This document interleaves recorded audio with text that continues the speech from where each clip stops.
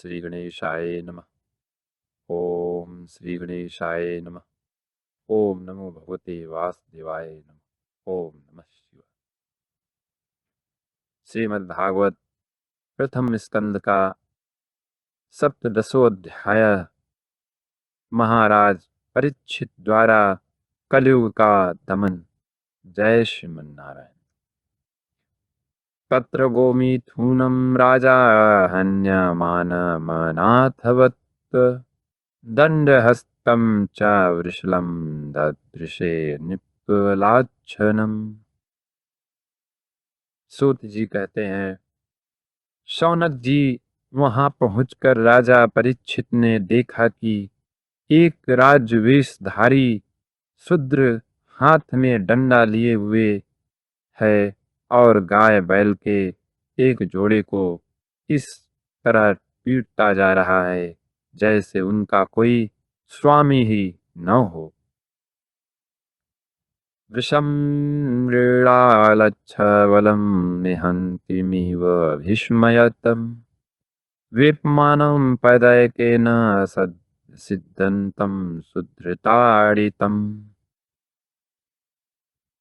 वह कमल तंतु के समान श्वेत रंग का बैल एक पैर से खड़ा कांप रहा था तथा शूद्र की ताड़ना से पीड़ित और भयभीत होकर मूत्र त्याग कर रहा था।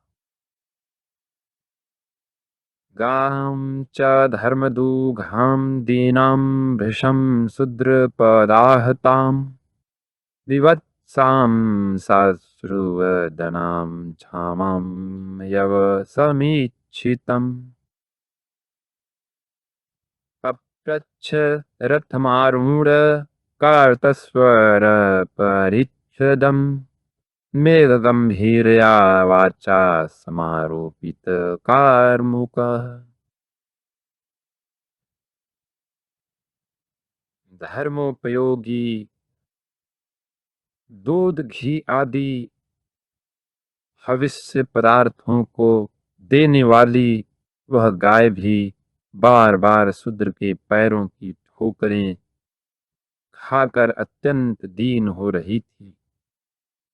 एक तो वह स्वयं ही दुबली पतली थी, दूसरे उसका बछड़ा भी उसके पास नहीं था। उसे भूख लगी हुई थी और उसकी आंखों से आंसू बहते जा रहे थे। स्वर्ण जड़ित रथ पर चढ़े हुए राजा परीक्षित ने अपना धनुष चढ़ाकर मेघ के समान गंभीर वाणी से उसको ललकारा। कस्त्वं मच्छरणे लोके बलाद्वस्य बलान् बली नरदेवो असि वेषेण नटवत् कर्मणा द्विजः। यस्त्वं कृष्णे गते दूरं सह गाण्डीव धन्वन्ना सोच्यो अस्य शोच्यान रहसि प्रहरन् अवधर्महर्मि। अरे तू कौन है जो बलवान होकर भी मेरे राज्य के इन दुर्बल प्राणियों को बलपूर्वक मार रहा है। तूने नट की भांति वेश तो राजा का सा बना रखा है, परंतु कर्म से तो शूद्र जान पड़ता है। हमारे दादा अर्जुन के साथ भगवान श्री कृष्ण के परम धाम पधार जाने पर इस प्रकार निर्जन स्थान में निरपराधों पर प्रहार करने वाला तू अपराधी है, अतः वध के योग्य है। तं वा मृडालच्छ्वलः पादैर्निर्णः पदाचरन् वृषरूपेण किं कश्चिद् देवो नः परिखेदयन्। न जातो पौरवेन्द्राणां दोर्दण्डपरिरम्भिते भूतले अनुपतन्त्यास्मिन् विना ते प्राणिनां शुचः। उन्होंने धर्म से पूछा, कमल नाल के समान आपका श्वेत वर्ण है, तीन पैर न होने पर भी आप एक ही पैर से चलते फिरते हैं। यह देखकर मुझे बड़ा कष्ट हो रहा है। बतलाइए, आप क्या बैल के रूप में कोई देवता हैं? अभी यह भूमंडल कुरुवंशी नरपतियों के बाहुबल से सुरक्षित है। इसमें आपके सिवा और किसी भी प्राणी की आंखों से शोक के आंसू बहते मैंने नहीं देखे। माँ सौरभेयानुशुचो वेत्तु ते वृषलाद भयम् माँ रोदिरम्ब भद्रम ते खराणाम मन्मयी शास्तरी। धेन पुत्र, अब आप शोक न करें, इस शूद्र से निर्भय हो जाएं। गोमाता, मैं दुष्टों को दंड देने वाला हूँ। अब आप रोएं नहीं, आपका कल्याण हो। यस्य राष्ट्रे प्रजाः सर्वास्त्रस्यन्ते साध्य साधुभिः तस्य मत्तस्य नश्यन्ति कीर्तिरायुर्भगो गतिः। एष राज्ञां परो धर्मो वार्तानामार्तिनिग्रह अत एनावधिष्यामि भूतद्रुहमसत्तमम्। देवी, जिस राजा के राज्य में दुष्टों की उपद्रव से सारी प्रजा त्रस्त रहती है, उस मतवाले राजा की कीर्ति, आयु, ऐश्वर्य और परलोक नष्ट हो जाते हैं। राजाओं का परम धर्म यही है कि वे दुखियों का दुख दूर करें। यह महादुष्ट और प्राणियों को पीड़ित करने वाला है, अतः मैं अभी इसे मार डालूंगा।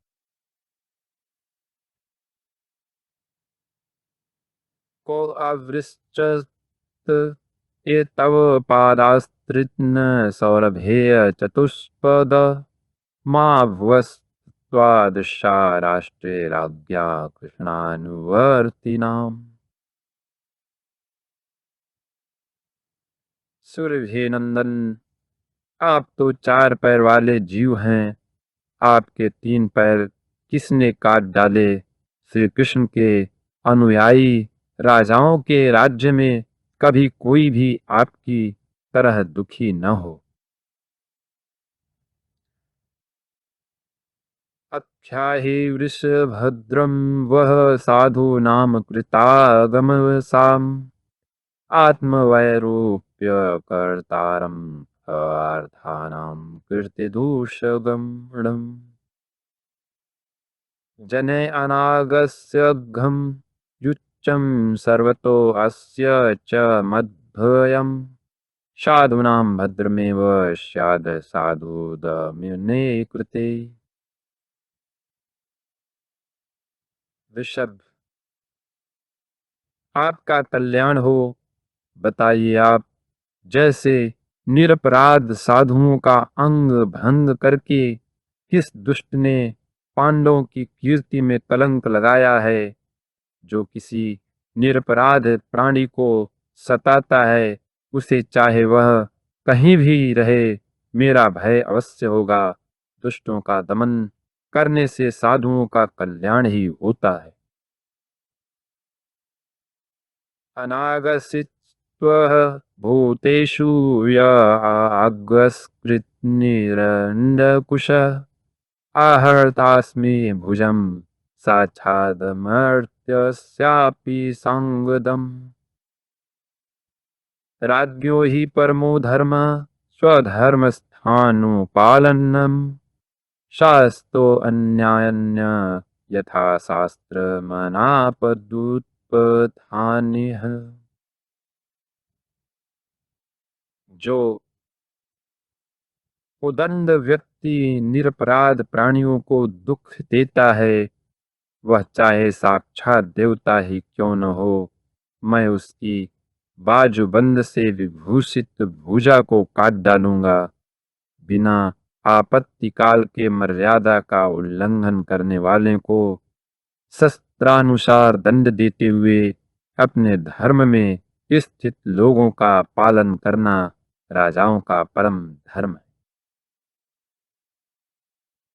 एतद्वा पाण्डवेयानां युक्तमार्ताभ्यं वचः येषां गुणगणैः कृष्णो दौत्यादौ भगवान् कृतः न वयं क्लेशबीजानि यत्तस्त्वयो पुरुषर्षभ पुरुषं तं बीजानिमो वाक्यभेदविमोहिताः। धर्म ने कहा, राजन, आप महाराज पांडु के वंशज हैं। आपका इस प्रकार दुखियों को आश्वासन देना आपके योग्य ही है, क्योंकि आपके पूर्वजों के श्रेष्ठ गुणों ने भगवान श्री कृष्ण को उनका सारथी और दूत आदि बना दिया था। नरेंद्र, शास्त्रों के विभिन्न वचनों से मोहित होने के कारण हम उस नहीं जानते जिससे क्लेशों के कारण उत्पन्न होते हैं। केचिद्व विकल्पवशना आहोरात्मानमात्मनः दैवमन्ये परे कर्म स्वभावमपरे प्रभुम्। जो लोग किसी भी प्रकार के दैत्यों को दैत्य को स्वीकार नहीं करते, वे अपने आप को ही अपने दुख का कारण बतलाते हैं। कोई प्रारब्ध को कारण बतलाते हैं तो कोई कर्म को, कुछ लोग स्वभाव को, तो कुछ लोग ईश्वर को दुख का कारण मानते हैं। किन्हीं किन्हीं का अप्रत्याकर्यादिनिर्देशादिति स्वापि निश्चयः अंत्रानुरूपम राजर्षि विमृश स्वमानीश्वर्या। किन्हीं किन्हीं का ऐसा भी निश्चय है कि दुख का कारण न तो तर्क के द्वारा जाना जा सकता है और न वाणी के द्वारा बतलाया जा सकता है। राजर्षि, अब इनमें कौन सा मत ठीक है, यह आप अपनी बुद्धि से ही विचार कीजिए। एवं धर्मे प्रवदति स सम्राड् सत्तमम् समाहितेन मनसा विखेदः पर्यचंक्षत तम।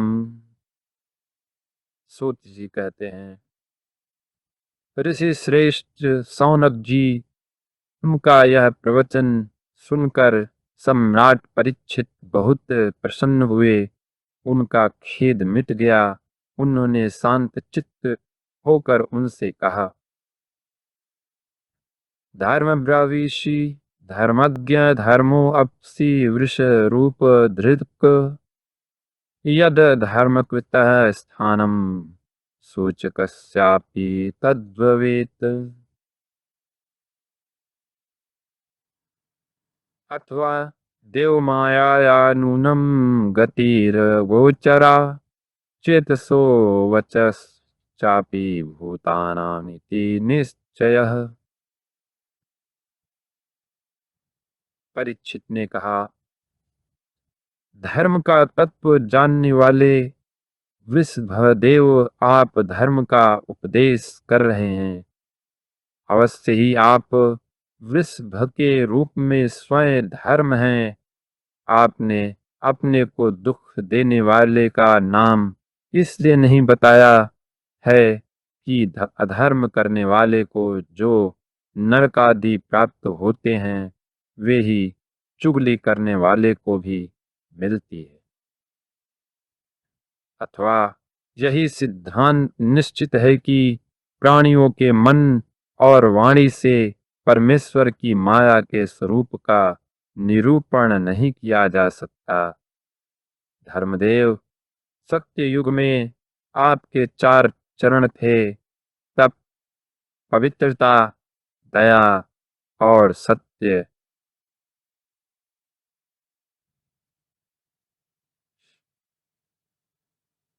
तपः शौचं दया सत्यमिति पादाकृते कृता। अधर्माशयस्त्रयो भग्नाः स्मया सङ्गमदयस्तव। इदानीं धर्मपादस्ते सत्यं निर्वर्तयेदतः। तं जिर्भिक्षत्य धर्मो अयमन्यतेनाधीतः कलिः। इयं च भूर्भगवता न्यासीतोरुभराशति मद्विस्तत्पदन्यासैः सर्वतः कृतकौतुका।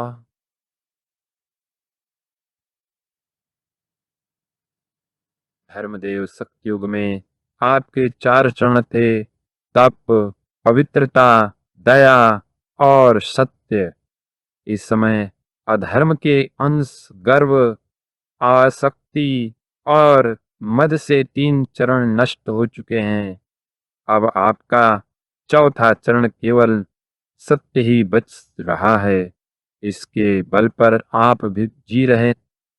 असत्य से पुष्ट हुआ यह अधर्म रूप कलयुग उसे भी ग्रास कर लेना चाहता है। ये गौ माता साक्षात पृथ्वी हैं।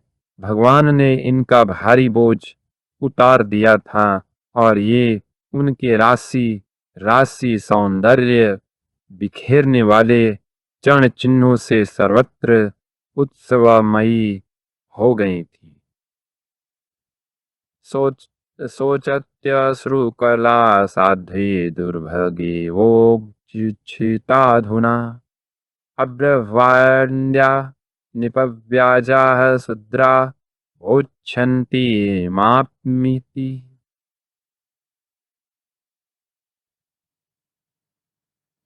अब ये उनसे बिछुड़ गई हैं। वे साध्वी अभागिनी के समान नेत्रों में जल भरकर यह चिंता कर रही हैं कि अब राजा का स्वांग बनाकर ब्राह्मण द्रोही शूद्र मुझे भोगेंगे।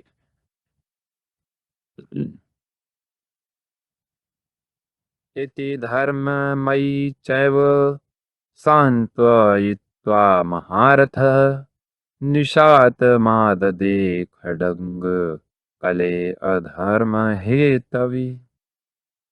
तं जिघांसुमभिप्रेत्य विहाय नृपलाच्छनं तत्पादमूलं शिरसा समगाद्भयविह्वलः। पतितं पादयोर्विच्छकृप्य दीनवत्सलः शरण्यो नावधीच्छ लोक्य आह चेदम् हसन्वि।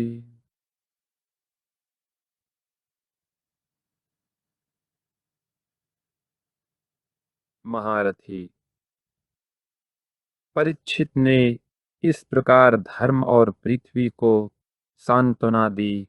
फिर उन्होंने अधर्म के कारण रूप कलयुग को मारने के लिए तीक्ष्ण तलवार उठाई। कलयुग तार गया कि ये तो अब मुझे मार ही डालना चाहते हैं। अतः झटपट उसने अपने राज चिन्ह उतार डाले और भय विहाल होकर उनके चरणों में अपना सिर रख दिया।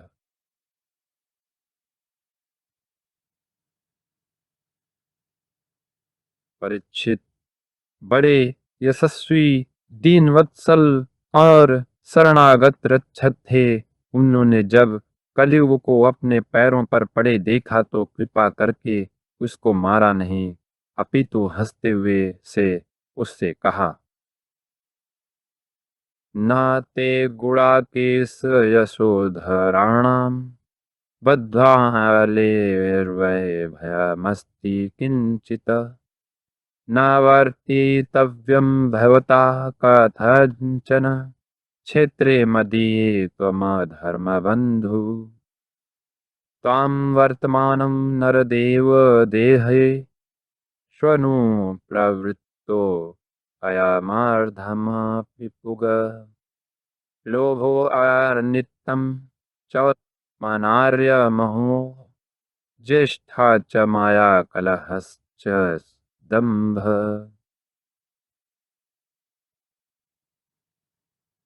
परीक्षित जी कहते हैं, जब तू हाथ जोड़कर शरण आ गया तब अर्जुन के यशस्वी वंश में उत्पन्न हुए किसी भी वीर से तुझे कोई भय नहीं है, परंतु तू अधर्म का सहायक है, इसीलिए तुझे मेरे राज्य में बिल्कुल नहीं रहना चाहिए। तेरे राजाओं के शरीर में रहने से ही लोभ, झूठ, चोरी, दुष्टता, स्वधर्म, दरिद्रता, कपट, कलह, दंभ और दूसरे पापों की बढ़ती हो रही है।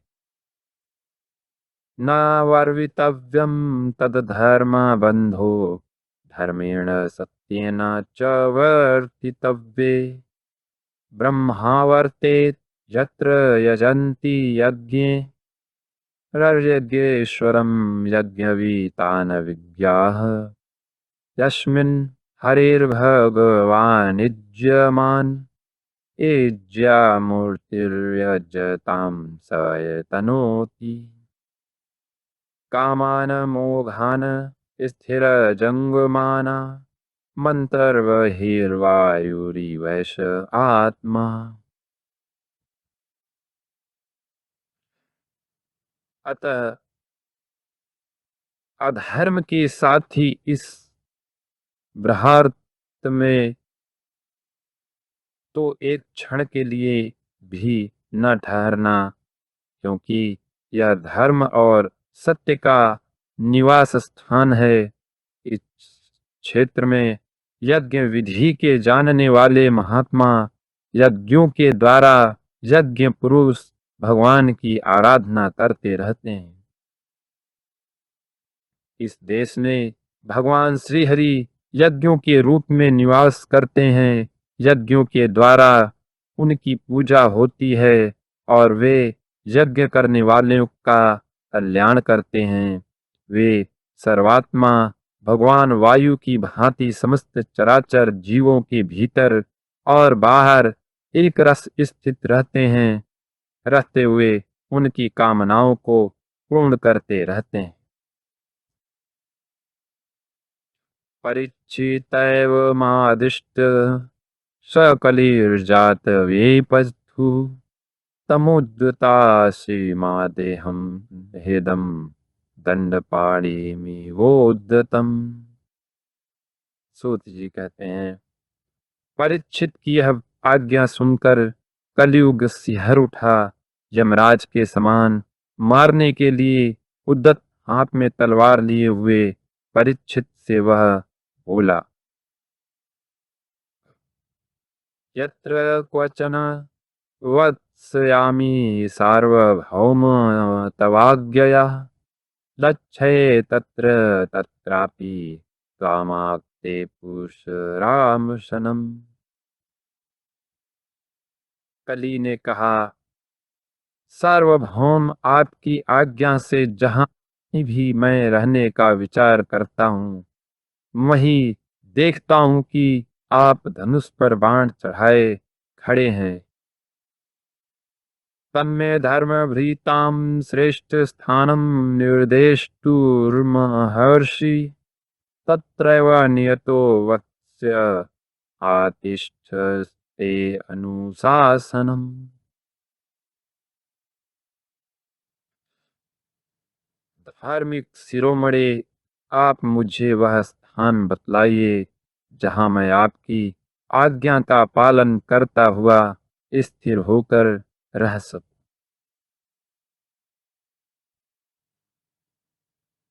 अभ्यर्थितस्तदा तस्मै स्थानानि कलये ददौ दूतं पानं निस्त्रियं सूना यत्रा धर्मश्चतुर्विधः।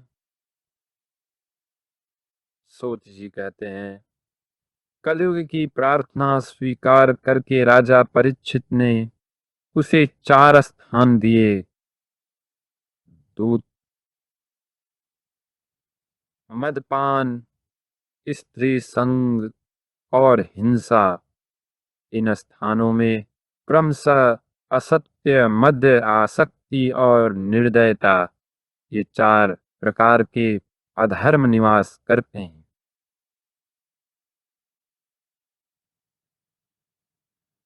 पुनश्च याच्यमानाय जातरूप मदत् प्रभु, ततो अनृतं मदं कामं रजो वैरं च पंचमम्। अमूनि पंचस्थानानि स्वधर्म प्रभव कलिः, औक्तेरेण तद् दत्ताग्नि न्यावसत तन्वेष कृत।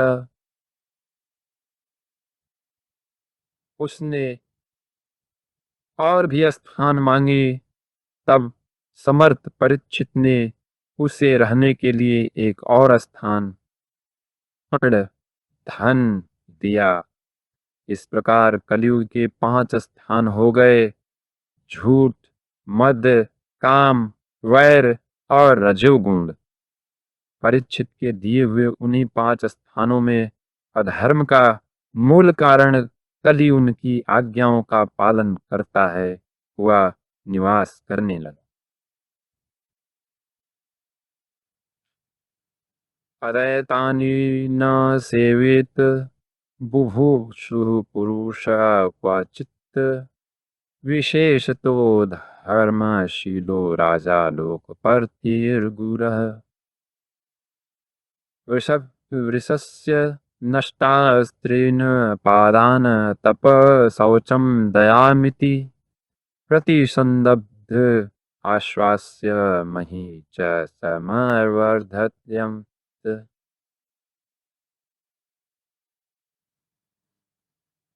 इसीलिए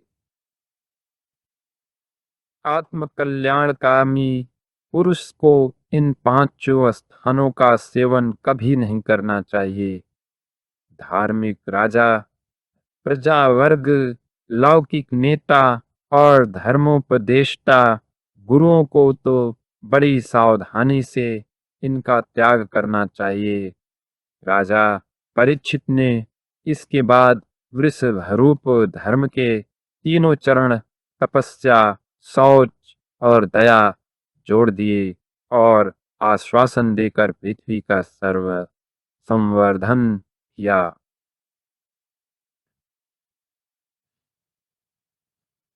सा एष इर्तहार्ध्यास्त आसनं पार्थिवोचितम्, पितामहेनोपन्यस्तं राज्ञारण्यविवीक्षता।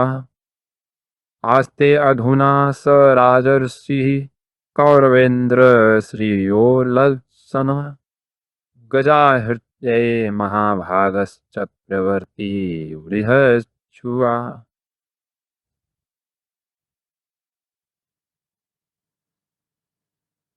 वे ही महाराजा परीक्षित इस समय अपने राज सिंहासन पर, जिसे उनके पितामह महाराज युधिष्ठिर ने वन में जाते समय उन्हें दिया था, विराजमान हैं। वे परम यशस्वी, सौभाग्य भाजन, शक्ति सम्राट राजर्षि परीक्षित इस समय हस्तिनापुर में कौरव कुल के राज्य लक्ष्मी से शोभायमान है। इत्थं भूतानुभावो अयमभिमन्युसुतो नृपः, स्य पालयतः छोड़िं यूयं सत्राय दीक्षिताः। अभिमन्यु नंदन राजा परीक्षित वास्तव में ऐसे ही प्रभावशाली हैं, जिनके शासन काल में आप लोग इस दीर्घकालीन यज्ञ के लिए दीक्षित हुए हैं। ओम। इति श्रीमद्भागवते महापुराणे पारमहंस्यां संहितायां प्रथमस्कन्धे कलिनिग्रहो नाम सप्तदशोऽध्यायः समाप्तम्। बोलो ओम हरि नारायण। ओम हरि नारायण। जय श्रीमन्नारायण।